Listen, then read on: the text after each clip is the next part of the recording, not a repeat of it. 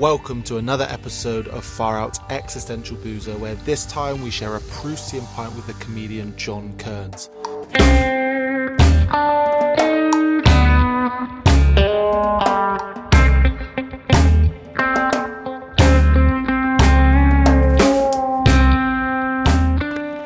Cheers, John.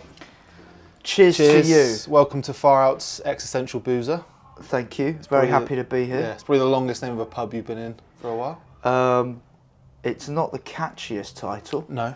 But I'm happy to be here. Yeah. Because it's a pub. I doubt you've ever done Proust's questionnaire in a pub. I've never done Proust's questionnaire.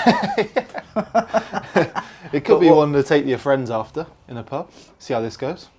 I'm all for this over small talk. Yeah. Like, this is small talk kind of in fifth gear, you know? Well, I'll take that as a cue and just jump straight in. I don't want to waste your time. Well, he was with any small 14 talk. when he answered these questions, Right. I believe. Okay. Which is kind of... it's how it should be. It's why his name's remembered centuries on. Yeah. I think all 14-year-olds should be asked these questions. Yeah. Instead of doing SATs. It should Okay. be, how you going to die? I think that comes up. Yeah, it does come up. Yeah. What's your idea of perfect happiness comes up. That's the first one. First question. So I'm going to ask an adult John, not a 14-year-old John, what your idea of perfect happiness is. Right. Well, these are answers of today. I'm actually going to qualify that. John, if you're watching this back when you're 50 or something, these are your answers in January 2026.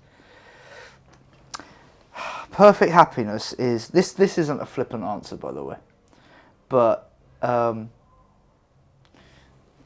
when you just on a whim have a full English breakfast in a cafe, and you've just gone in there on a whim, and it's got... It sells roast dinners, so you know you're in safe hands. Yeah. And at the till, they sell cake in cling film. And it comes with a fried slice, tin tomato, sausage, egg. The tea is, I don't know, the host is maybe Turkish. Yeah. Just checking in on you. Do you want more tea, toast? There is a moment there of pure bliss. It's like people are still reading newspapers in there. It's pure happiness, that. Are there any that stand out in Streatham or in London that you go to that have provided that happiness? Well, the honest answer, 2 hours ago walking here, I did that. You seemed happy when you walked in. It's a place up the road. What I just explained was what I was faced with. Okay. And I sat there and I was like, I cannot believe I've nailed this. It was extraordinary. Yeah. So it's in Kennington, opposite the Vauxhall Tavern. It's just a little cafe, and it was busy in there. You're surrounded by the trades, of course. And I left there thinking I could do anything.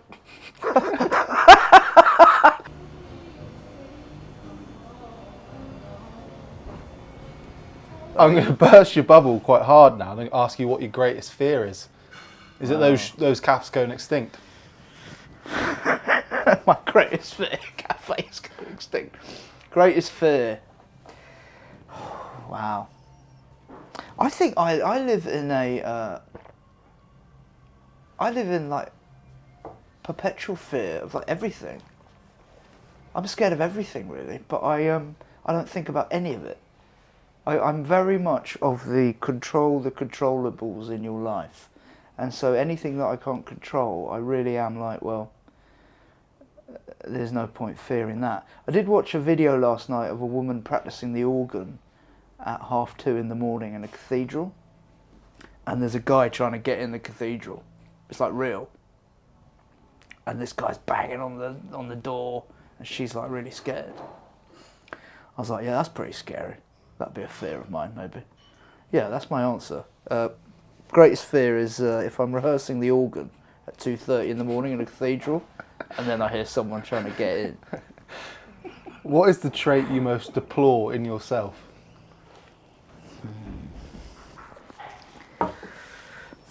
I will promise the earth, and unless someone says, "Do you remember what you promised?" Yeah. I don't do it.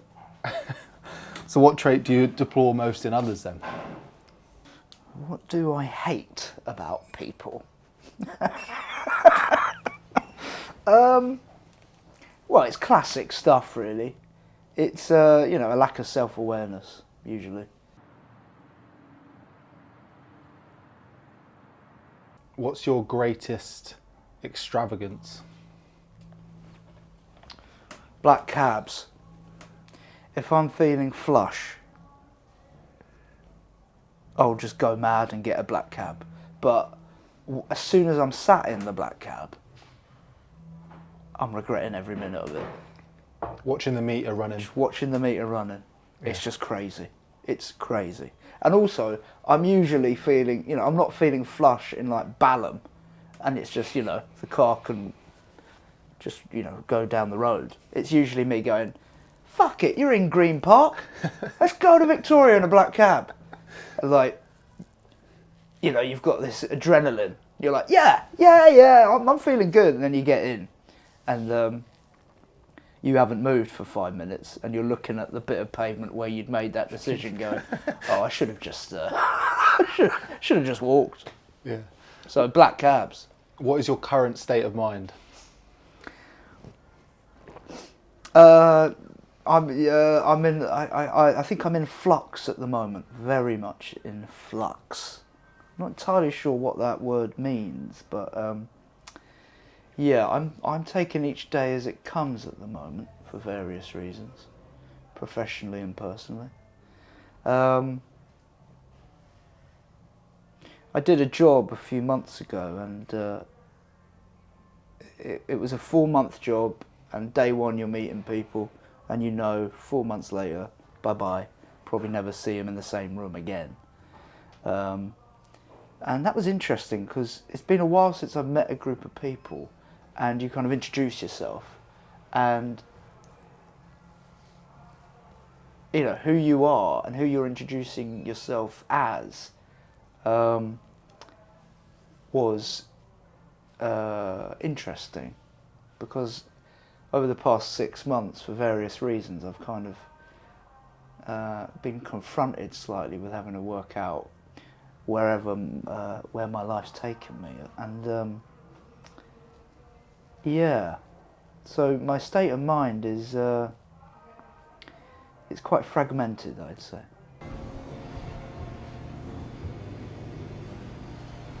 What do you most dislike about your appearance? Ooh.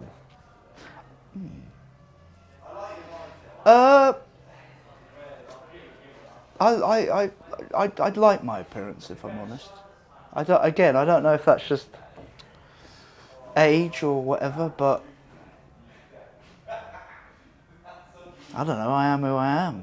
Is it like, sure, there's things that you want to change, but it ain't happening. Yeah. Hard cut to me in 5 years. I don't know, I've won the lottery or something. Jumping pecs, crazy legs, at least 10-inch. Cock, just to clarify. What's the quality you most like? What's the quality you most like in other people? That I like? Yeah, what quality do you most like in other people? Oh, number one is sense of humour. I will forgive anything, usually. Not mad stuff. I'm not meeting people in prison being like, but he's a funny guy. He burnt down the school. But have you heard him speak? No, the best people in your life are the people that make you laugh. It's, it really is that. And then that's sad, actually, when you realise maybe that isn't there.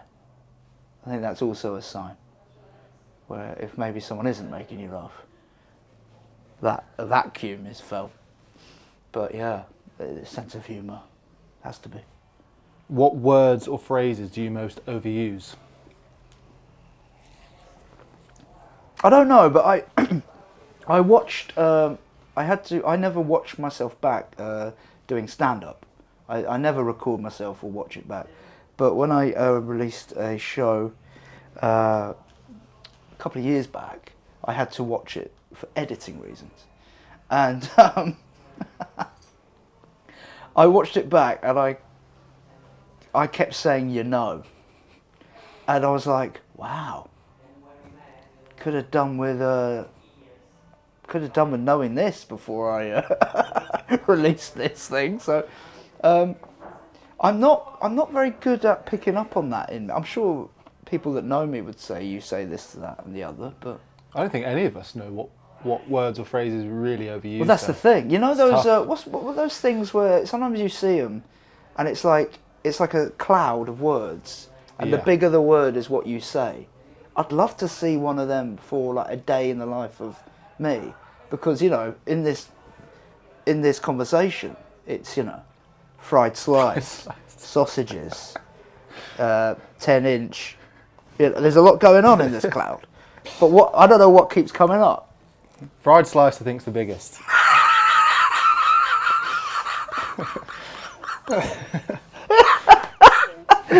Massive letters, and then around it is like love, sense of humour, fried slice.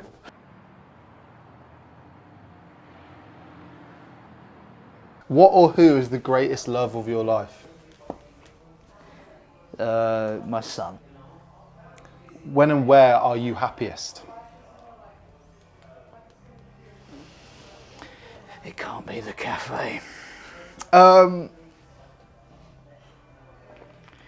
This morning I was dropping my son at school. I'm in the car. I look at him in the rearview mirror, and he's kind of nodding along to Kung Fu Panda. What's the song? Kung Fu Fighting. Yeah. He'd eaten breakfast. So that just feels good. That just feels like you've done, like, he's full, he's happy.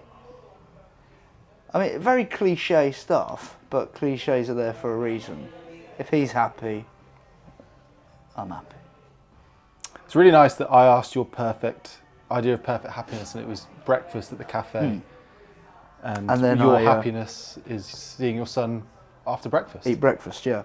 Yeah, basically, my day starts well and usually just absolutely just grinds into the ground. But the highlight of my day is usually breakfast based, yeah. Has to be. Yeah. What talent would you most like to have? I'm very envious of people that can write like funny lyrics for songs. I've got a couple of friends, my mate Pat Cahill, is very good at this. Harry Hill. It really is, I absolutely just can't do it. So I'd love to be able to do that. Write a funny song. If you could change one thing about you, what would it be? Well, to answer honestly at this moment, I'm in a brain space where I actually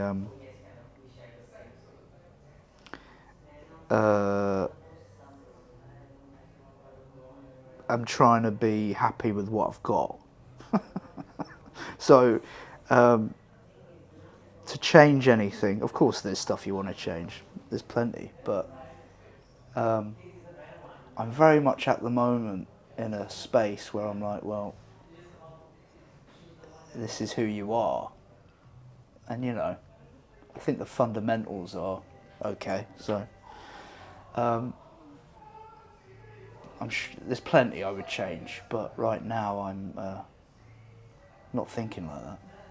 What do you consider your greatest achievement?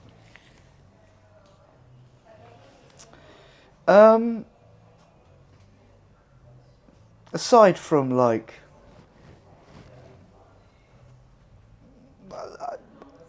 I'm proud that for 13 years the tax man has known me as a comedian. That's what I've always wanted to do, and you know it's hard, but I'm proud that helps fund, you know, my life and my son's life, and yeah, I'm at this moment in time. I'm proud that has worked out so far. Where would you most like to live? That's a good question. Do you know what? After my breakfast, I did go to another cafe, and I was sat opposite a map of houses, a square. Now, what is the square? It's in Kennington. It's a beautiful square. It's got a lovely green in the middle of it. It's like, you know, it's Private garden It's sort of setup. the Victorian square. Yeah. It's like, you know, Oliver's going to be running around doing laps. It's that. So there's that square in Kennington that's lovely. I used to live up in Highgate, and yeah, I'd love to live in the village in one of those nice houses. Ain't happening, but you know. See how the tour goes. Let's see how the tour goes. Maybe I'll buy a £19 million house previously owned by George Michael. What is your most treasured possession?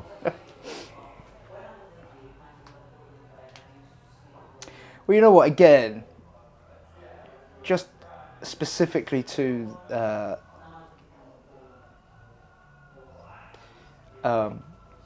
answering that question now, my possessions are like a lot of my stuff is in storage at the moment, and like I haven't seen a lot of my stuff for about 6 months, and it's like my treasured possessions at the moment are literally what do I need, and it's keys, it's my thyroid medication, and usually like a phone charger. Now that's bleak, but you know, what else do you need? A pen. Yeah. I do like having a pen. I always carry a pen on me. So the pen. I reckon it's the pen. Yeah, the answer's pen.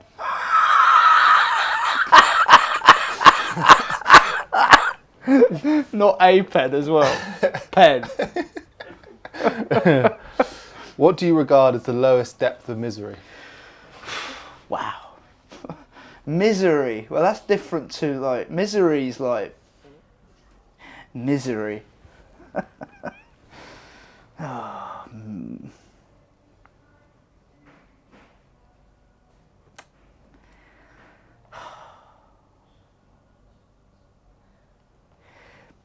Things happening around you that you can't change, and it's affecting you, but you just know you have to let it happen. I mean, you can be miserable in that, but you obviously have to think, well, everything will pass and all that. But yeah, that's vague enough, I think. What's your favourite occupation? Window cleaner. What is your most noticeable characteristic? Mine. That's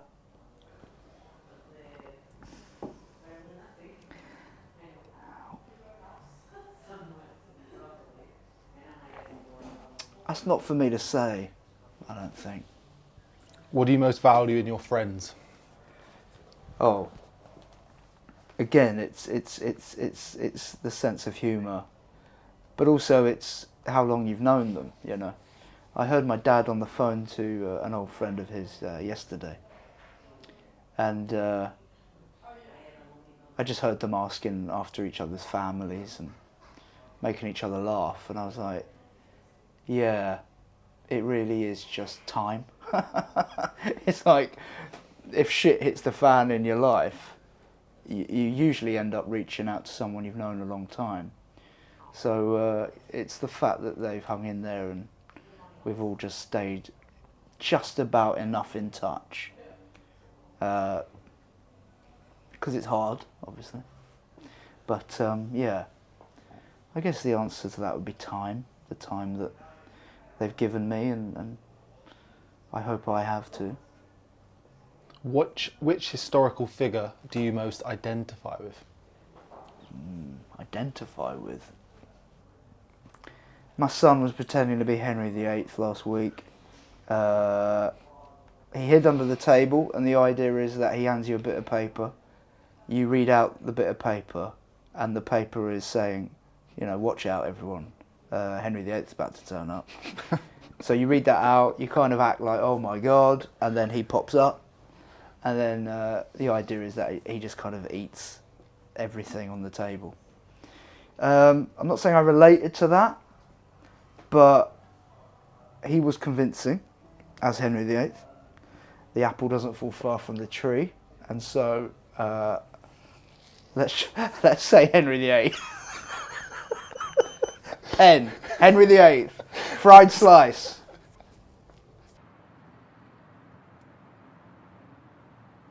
What are your favourite names? Oh. My favourite word is pyjamas. If I had a cat, I'd call it pyjamas. So, it's a mad answer to your favourite name, but it's pyjamas. Sticks. What is it that you most dislike? Seeing that written down. Favourite name? Pyjamas. What happened there? It was a glitch. How long were they in that pub? What was that, sorry? What is it, can be anything, that you most dislike? Oh. What don't I like?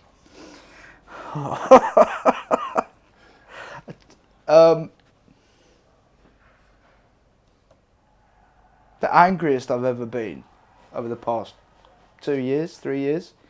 I'm getting out the car. My son is in his seat on the side of the road. So I undo his seatbelt and I go, right, just go out the other door because this side's the road. I go around, I open that door, I then go to the boot to get out his pram at the time. Then all of a sudden I hear a slam. I look round.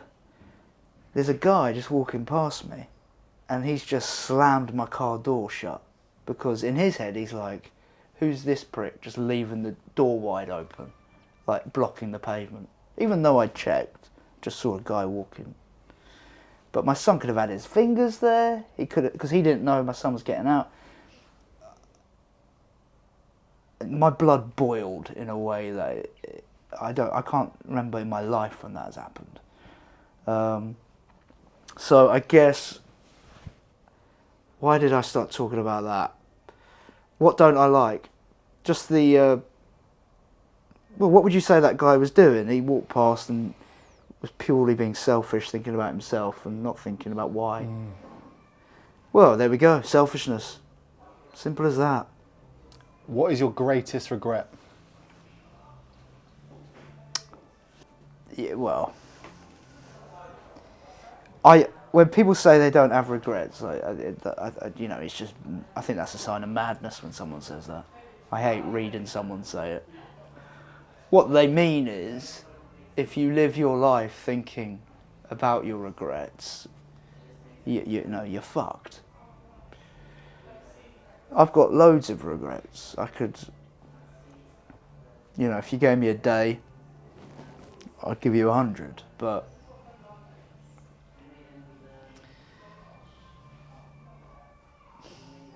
hey,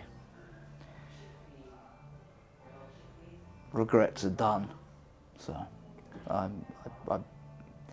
yeah.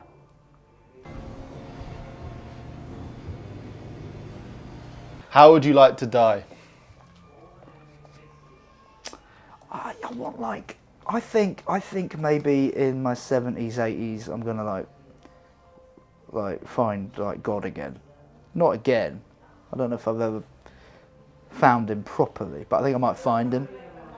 get into like Latin mass. And how might that end up with you dead? Oh, I trip over going to church. No,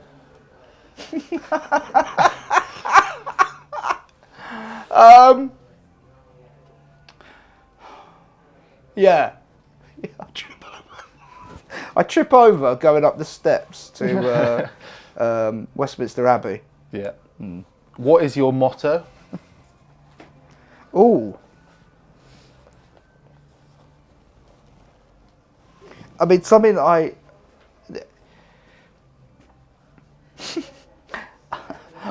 like, one foot in front of the other. I think about that often. I genuinely do, I'd say once a week, look at my feet and think, well, if you're doing this, then you are okay. Yeah. And the last question, one for the road. What is the best British comedy sitcom of all time?